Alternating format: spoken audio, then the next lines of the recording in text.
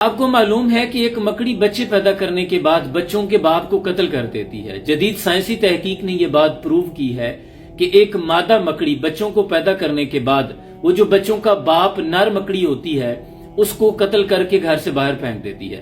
پھر یہی بچے جب پروان چڑھتے ہیں تو بڑے ہو کر اپنی ماں مکڑی کو مار دیتے ہیں اور گھر سے باہر پھینک دیتے ہیں۔ کس قدر ظالمانہ نظام ہے مکڑی کے گھر کا۔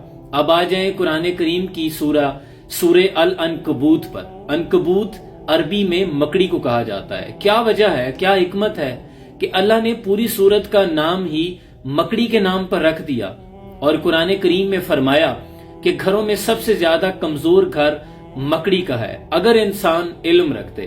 اب اس میں حکمت کیا پوشیدہ تھی؟ جدید سائنسی تحقیق نے یہ ثابت کر دیا ہے کہ جب کمزور گھر کا خیال آتا ہے تو میں نے بھی پڑھنے سے پہلے یقیناً آپ بھی یہی سوچتے ہوں گے، اس کے جالے کی طرف اشارہ جاتا ہے کہ اس کا ظاہری جالا اس قدر کمزور ہے کہ اسے کہا جا سکتا ہے کہ اس کا گھر بڑا کمزور ہے۔ لیکن تحقیق کے بعد یہ راز کھلا کہ جو مانوی طور پر اس کے گھر کے اندرونی معاملات تھے، جو اندرونی دشمن اور خانہ جنگی کی طرف اشارہ تھا کہ اس کے اندر کتنے راز پوشیدہ ہیں۔ بلا شبہ قرآن کا ہر لفظ زندگی بخشتا ہے۔ جب اس سورت کی مزید تفصیل میں جائیں تو اس سورت میں تمام فتنوں اور سازشوں کا ذکر ہے۔ آغاز کچھ یوں ہوتا ہے، بہت سے لوگ ہیں جو یہ گمان کرتے ہیں کہ اس بات پر چھوٹ جائیں گے کہ ہم ایمان لے آئے اور ان کی آزمائش نہیں ہوگی، اور پھر یوں فرمایا کہ بہت سے لوگ ہیں جو یہ سوچتے ہیں کہ ہم ایمان لے آئے لیکن جب ان پر کوئی آزمائش نازل ہوتی ہے تو اسی آزمائش کو اللہ کا عذاب سمجھ لیتے ہیں۔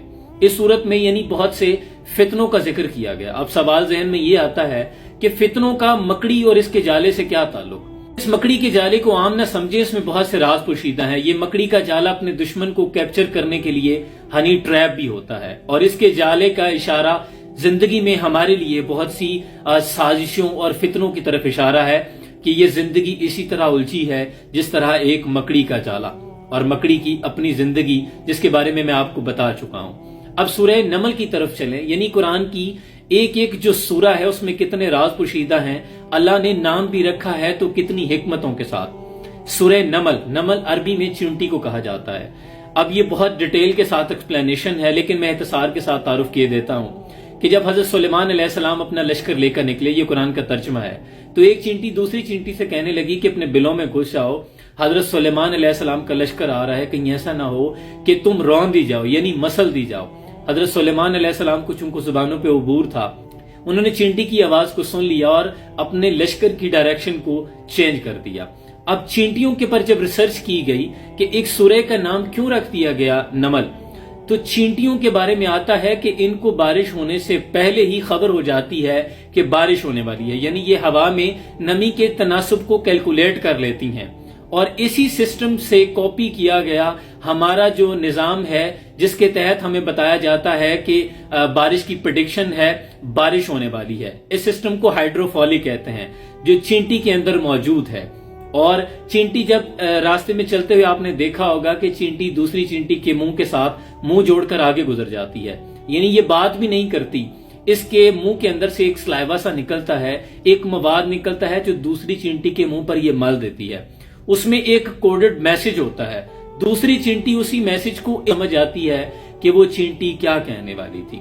یعنی یہ قرآن کی جو سورہ ہیں اس میں اس قدر حکمتیں پوشیدہ ہیں کہ انسان کی عقل دھنگ رہ جائے، اسی لیے حکم دیا گیا کہ غور و فکر کیا کرو، غور و فکر کے ساتھ قرآن کو پڑھا کرو۔ لیکن ہمارے معاشرے میں ہمیں بچپن سے یہی بتایا گیا کہ قرآن کو پڑھنے سے ثواب ملتا ہے، ایک حرف کے بدلے 10 نیکیاں ہیں، اتنا پڑھیں گے تو اتنا ثواب ہوگا۔ علماء حضرات ہمیں یہ تو بتاتے ہیں کہ حضرت یوسف علیہ السلام بہت حسین تھے، لیکن یہ نہیں بتاتے کہ وہ کون سی معاشی پالیسی تھی کہ 7 سال مصر کو قحط کا سامنا تھا لیکن ایک بھی بچہ بھوک سے نہیں مرا۔ ہمیں یہ تو بتایا جاتا ہے کہ حضرت سلیمان علیہ السلام کو اتنی دسترس تھی کہ جنات بھی ان کے تابع تھے، لیکن یہ نہیں بتایا جاتا کہ آپ کا ملک فلسطین جو کہ ایک انڈسٹریل اکانومی تھی اور ملکہ بلقیس کا ملک یمن ایک زرعی اکانومی تھی، ایگریکلچر اکانومی تھی، تو آپ نے فلسطین اور جو یمن تھا اس کے مابین ایک کانٹریکٹ سائن کیا تھا کہ اپنی سوسائٹی کو بہت خوشحال کر دیا تھا. ہمیں یہ تو بتایا جاتا ہے کہ حضور اکرم صلی اللہ علیہ وآلہ وسلم کے یہ کمالات تھے، آپ اس قدر حسین تھے، اور یقیناً بچوں کو یہ علم ہونا بھی چاہیے، لیکن ساتھ میں یہ کیوں نہیں بتایا جاتا کہ ایک ایسا معاشرہ جس کی طرف آپ کو معلم بنا کر بھیجا گیا، جہاں چھوٹی چھوٹی بات پر لوگ قتل و غارت کر دیا کرتے تھے، سروائیول کر رہے تھے، زندگی جینے کے لیے غلہ بھی نہیں تھا، لیکن ایک ایسی فلاحی مدینہ کی ریاست کا قیام کیسے ممکن ہوا کہ جس میں زکوٰۃ لینے والا کوئی نہیں بچا؟ کیا تھی حضرت عیسیٰ علیہ السلام کی نو وائلنس کی تحریک؟ وہ حضرت موسیٰ علیہ السلام کی حکمت عملی کیا تھی کہ اتنے بڑے فرعون کے خلاف اتنی بڑی آزادی کی تحریک اور ایک بھی شخص کا قتل نہیں ہوا؟ یہ بہت سی چیزیں ہیں جو سمجھنے کی ضرورت ہے. اس لیے میری آپ سے گزارش ہے کہ قرآن کو ثواب کی خاطر نہ پڑھا کریں. ثواب تو آپ کو ملے گا ہی. جیسے آپ ایک کمرہ بناتے ہیں تو کھڑکی اس نیت سے رکھا کریں کہ مجھے یہاں سے اذان کی آواز آئے گی. ہوا تو آپ کو آنی ہے. آپ کو نیتوں کا ثواب ملے گا کہ میں نے قرآن کو سمجھنا ہے، پھر اپنی زندگی میں اس کو امپلیمنٹ کرنا ہے. جیسے حضرت اشفاق فرماتے ہیں کہ اگر کسی فیصلے کی گھڑی آ جائے، نوبت یہاں تک آ جائے کہ آپ کو قرآن پہ ہاتھ رکھ کے فیصلہ کرنا پڑے، تو پھر قرآن پہ ہاتھ رکھ کے فیصلہ نہ کیا کریں، قرآن کو کھول لیا کریں. آپ کو قرآن بتا دے گا کہ فیصلہ کیسے کرنا ہے. تو اس کا ایک ایک لفظ انسان کو زندگی بخشتا ہے. جب آپ سمجھ کر پڑھیں گے تو پھر یہ آپ کے ذہنوں پر بھی، آپ کے اعصاب پر، آپ کے دلوں پر بھی اثر کرے گا. اقبال کہتے ہیں تیرے دل پر نہ ہو جب تک نزول کتاب، گراں کشا ہے راضی نہ صاحب کشاف.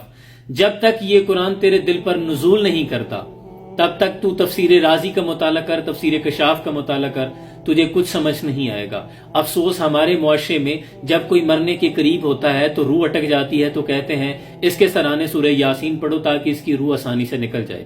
وہ قرآن جس سے ہم نے زندہ رہنا اور جینا سیکھنا تھا، ہم نے اسی قرآن سے مرنا سیکھا. اللہ کریم سے دعا ہے اللہ ہمیں قرآن کو صحیح معنوں میں پڑھ کر پھر تحقیق کر کے سمجھنے کی توفیق عطا فرمائے اور اس پر پھر عمل پیرا ہونے کی بھی توفیق عطا فرمائے.